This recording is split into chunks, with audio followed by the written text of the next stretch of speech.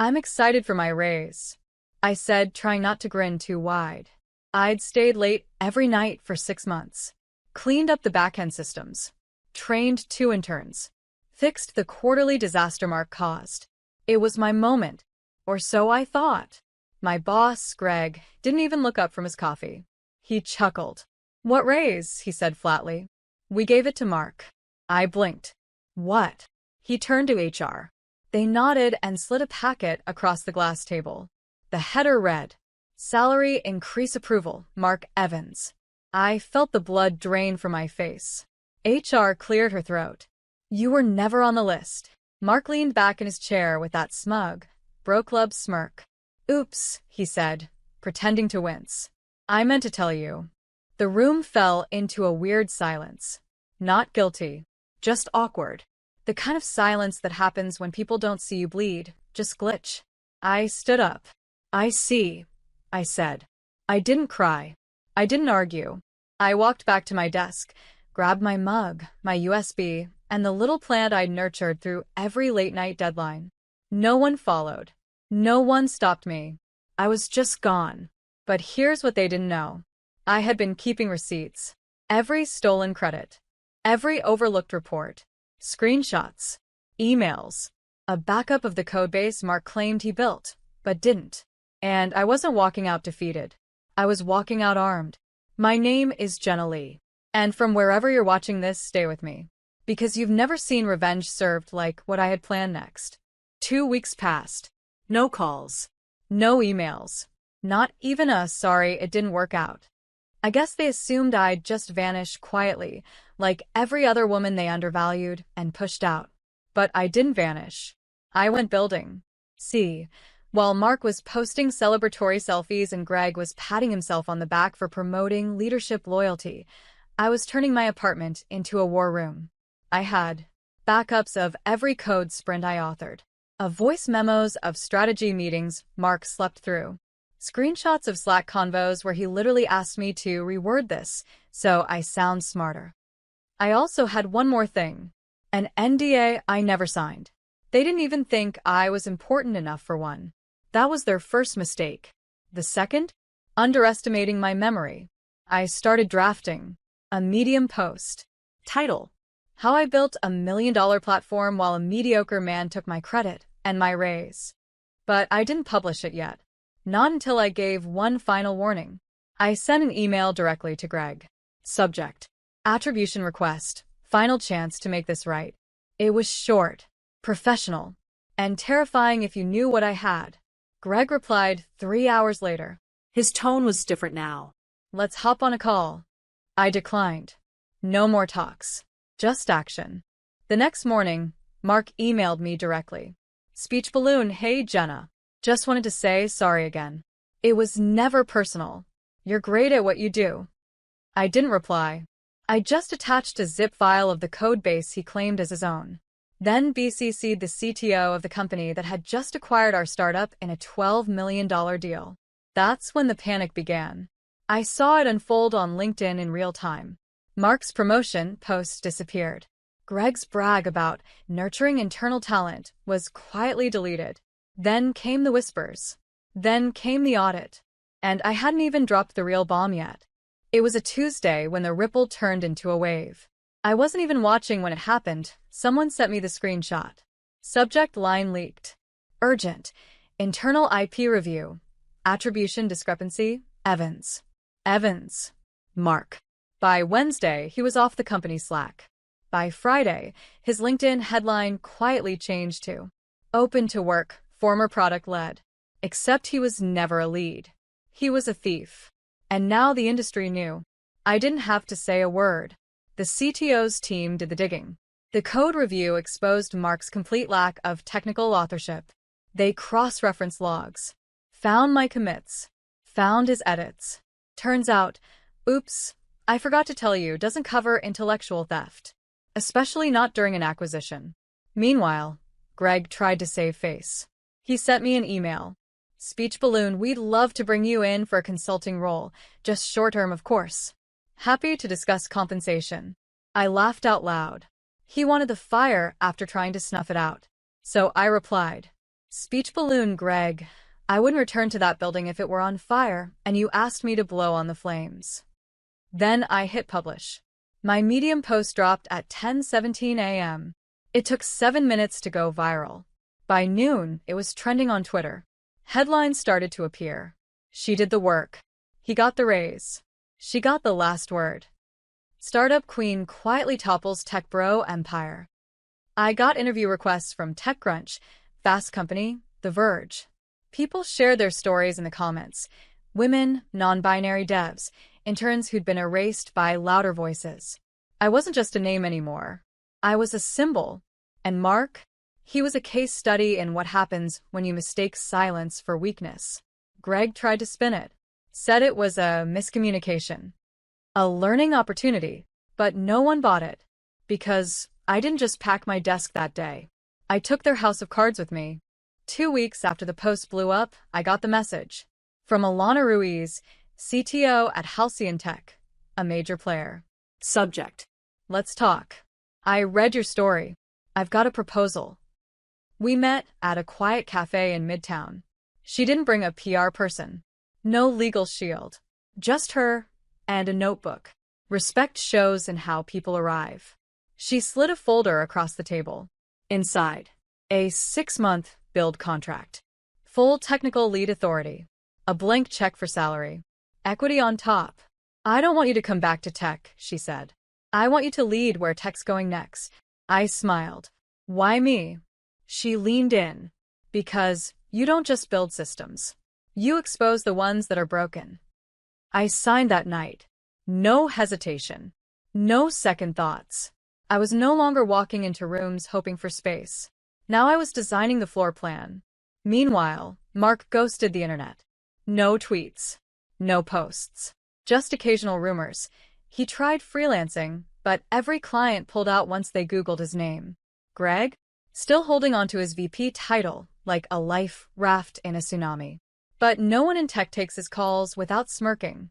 He became a cautionary tale in HR seminars. And me? I hired a team. Half of them were women who DM'd me after my article. People with fire, not fame. We launched our first beta within 8 weeks. Secured funding before we even finished our pitch deck. We didn't just build a product. We built culture. No stolen credit. No whisper campaigns. No invisible labor. And on launch day, someone from my old company tried to tag me in a congratulatory LinkedIn post. You know the kind, fake support for traction. I replied publicly. Speech balloon, don't get to celebrate what you tried to silence. It got 14,000 likes in under 2 hours. I wasn't just the girl who left a job. I became the woman who rewrote the whole damn playbook. And they? They got left behind, exactly where they'd tried to leave me. Her name was Michelle, head of HR from the company I left. The same woman who slid the folder across the table and told me, "You were never on the list." She called me from a blocked number. Left a voicemail. "Hi, Jenna. I know things didn't end smoothly, but we'd like to talk. There's been a shift in leadership. Maybe there's a way to rebuild." Rebuild. As if I was the one who knocked it down. I didn't call back, but I did screenshot it. Saved it in a folder labeled, "They Remember." Later that week, I got invited to speak at a Women in Tech conference. Keynote. Main stage. 5,000 seats. The intro read, Jenna Lee, founder, engineer, systems breaker, and blueprint creator. I stood under stage lights, heart thudding, and looked out over a sea of women. Some fresh grads, some battle-worn vets. And I told them everything. Not just about Mark, but about how it feels to watch your work wear someone else's name. To hear a laugh after you ask for a raise you earned. To be forgotten in meetings, then expected to applaud someone else's win. The room didn't clap right away. They just sat with it. Then came the thunder. A standing ovation that didn't feel like praise. It felt like release. Afterward, a girl no older than 20 approached me. Tears in her eyes. Fists clenched. I thought I was crazy. I thought I was alone. I shook her hand. "You're not. You never were. You were just quiet." And they built their thrones on that silence. That night, I received another email. This time from Greg. A different tone. Desperate. Speech balloon, things have changed. We were wrong. I was wrong. Can we talk? I didn't respond. But I did post a quote the next morning. When the system breaks you, rebuild outside of it.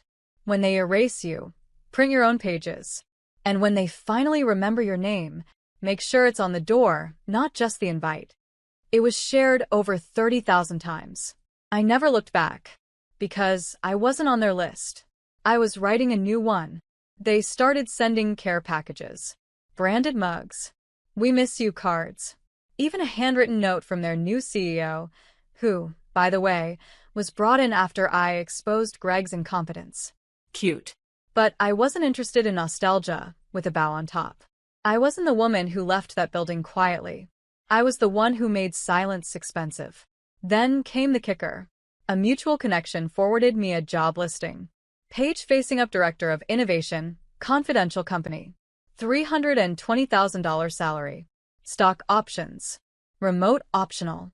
It was my old role. The one they'd mocked me out of. But now it had my fingerprints all over it, the responsibilities, the strategy, the language I once pitched in that same boardroom. I didn't laugh. I didn't cry. I scheduled a post. It dropped Monday at 9:01 a.m. It's wild to see companies hire for roles they once told you didn't exist. I guess building something valuable always looks obvious in hindsight. Signed, the woman who walked out and built the exit into an empire. No hashtags. No tagging. Just truth. Raw. Clean. Ruthless. And again it exploded. Comment after comment. This. You built what they feared. Every burned bridge lit your way forward. By noon, Michelle from HR sent one more email. Speech balloon, Jenna, we understand this door may be closed. But if you're ever open to conversation, I replied with one sentence. Speech balloon, I don't revisit places that required my silence to stay comfortable. Blocked. Deleted. That was the last I ever heard from them. Because I didn't just walk away from the building. I condemned it. And what I built in its place. They'll never be able to replicate. Because it wasn't just a job. It was mine. I stood across the street from their new office. Shiny, sterile, rebranded. Different logo. Same rot underneath. It wasn't nostalgia. It was reconnaissance.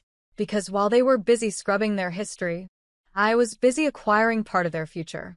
You see, through Halcyon's funding arm, I bought a quiet majority share in one of their core vendors, the one that powers their back-end infrastructure. No one knew. Not until the contract came up for a renegotiation. And I walked in. Not with a badge. With a board seat. Greg wasn't there anymore.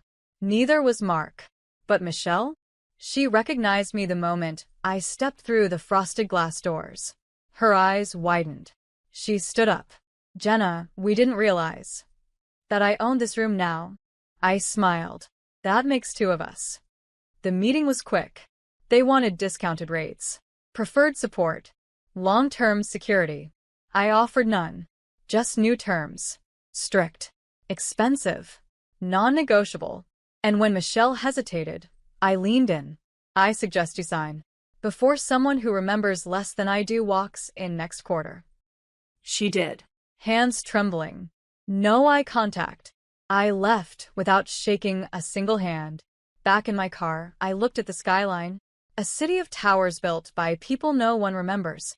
Funded by people no one respected. And run now. By me. That night, I hosted a dinner for my new dev team. We toasted with plastic cups.